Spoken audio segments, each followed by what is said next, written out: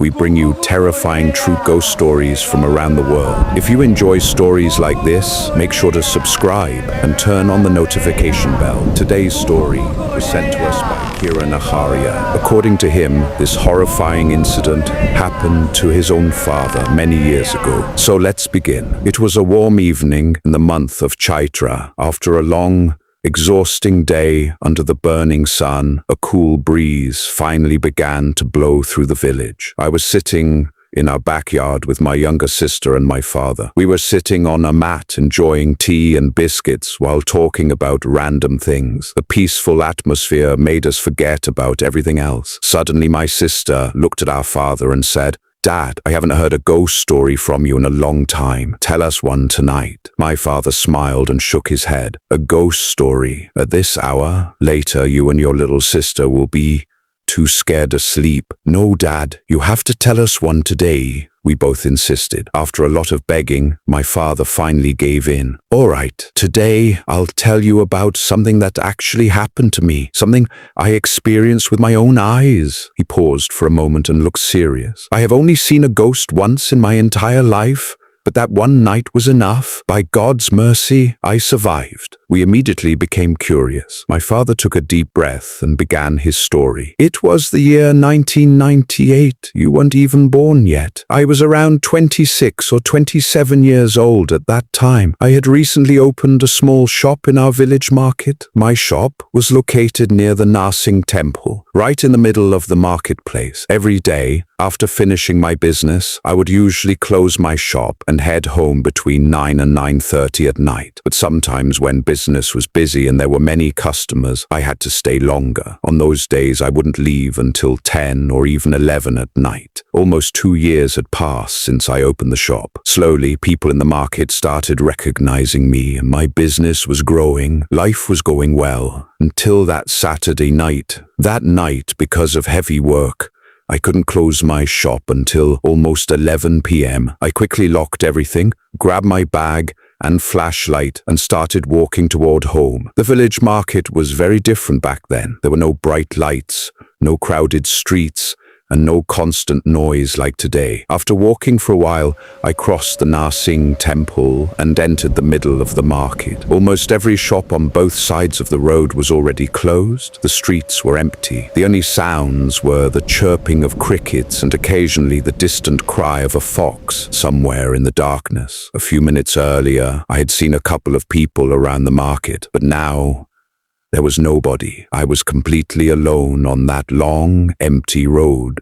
I kept walking, trying not to think about how quiet everything had become. But after a while, something strange started happening. A sudden feeling of fear slowly began to grow inside me. I don't know why, but my body started feeling unusually heavy. My steps became slower, and an uncomfortable feeling came over me. I thought to myself, why am I feeling like this tonight? I've walked this road hundreds of times before. Then suddenly, I heard something. Footsteps. Someone was walking behind me. At first, I tried to ignore it. I thought maybe it was just another person returning home late. But the sound became clearer. Step, step, step. Someone was definitely following me. A strange fear took over my mind. Without thinking too much, I slowly turned around, and what I saw made my blood run cold. Standing a short distance behind me was an old woman. She was wearing a completely white sari. Her head was covered with a long white veil, and she was standing silently in the middle of the empty road. For a moment I was confused. What is an old woman doing here alone at this hour? I wondered if maybe she was someone from the village who needed help. I decided to walk closer and ask her, but as I took a few steps toward her, something felt wrong. The woman wasn't looking at me normally. She was staring at me from the corner of her eyes. There was something unnatural about the way she stood, something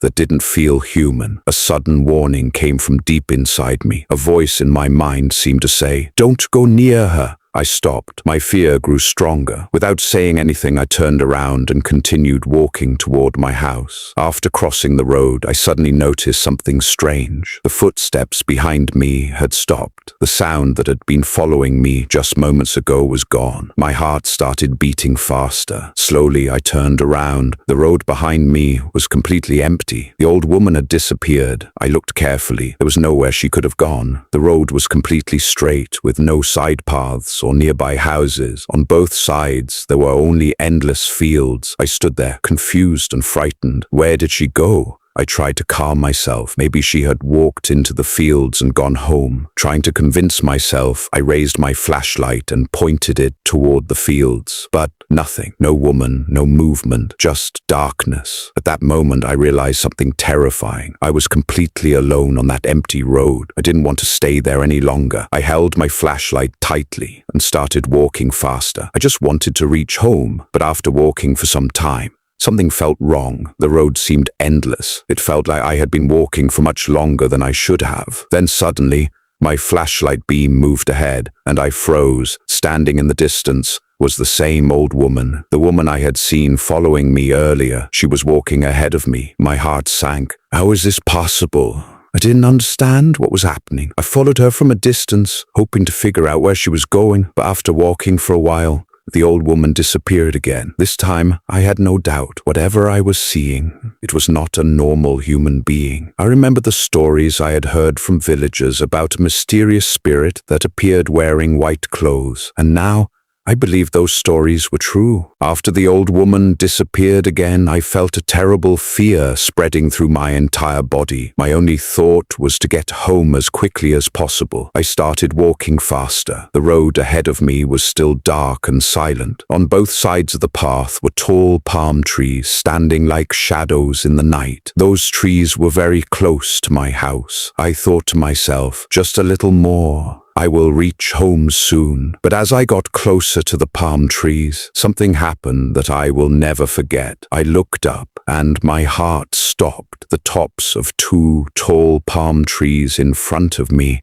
were bending downward, as if something extremely heavy was sitting on them. And then I saw her, the old woman. She was sitting on top of the two palm trees, high above the ground, looking directly at me. Her long white hair was moving strangely in the wind, almost like snakes crawling around her head. Her eyes were fixed on mine. She didn't move. She didn't blink. She just stared. The moment I saw that horrifying sight, my entire body froze. My stomach twisted with fear. My hands and legs started shaking uncontrollably. I finally understood. The old woman was not a human. She was something else, something evil, something that had been following me from the beginning. She continued staring at me from the top of the tree. I gathered whatever courage I had left and thought, I have to run. I have to escape now. I tried to move. I tried to run, but I couldn't. It felt like an invisible force was holding me down. My legs felt unbelievably heavy, as if they were made of stone. I couldn't lift my feet properly. It was like all my strength had disappeared. In that moment of complete fear, I tried to chant God's name. I opened my mouth and tried to say,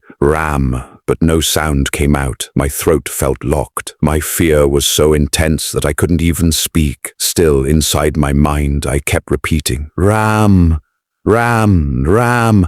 Suddenly, the spirit spoke. Her voice was terrifying. Why are you calling that name? You humans always use that name when you're afraid. It won't help you today. Her voice echoed through the darkness. Then she said, Throw away that flashlight from your hand, or I will tear your neck apart. At that moment, I realized something. The flashlight. The spirit had been unable to come close to me because I was holding the light. As long as I had that flashlight in my hand, she couldn't harm me. I tightened my grip. I knew I couldn't let it go. I gathered all my courage and started chanting loudly, Ram, Ram, Ram.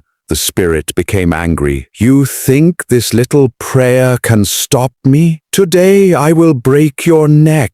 Hearing those words, my breathing became heavy. My entire body was trembling. I was so terrified that tears started flowing from my eyes. I had no idea what to do. I felt completely helpless. Then suddenly, the spirit disappeared from the top of the tree. For a moment, everything became silent. I thought, this is my chance. I have to run. I gathered my remaining strength and tried to escape. But the moment I moved, I saw her again. She was standing right in front of me, the same old woman. This time, she looked even more frightening. She laughed and said, "Your luck is very good. Otherwise, I would not have allowed you to survive tonight." And with those words, she vanished into the darkness. For a few seconds, I just stood there, unable to understand what had happened. Why did she leave me? Why didn't she attack me? My mind was filled with questions. Then, after about 5 or 10 seconds, I heard something, a sound coming from behind me, a bicycle.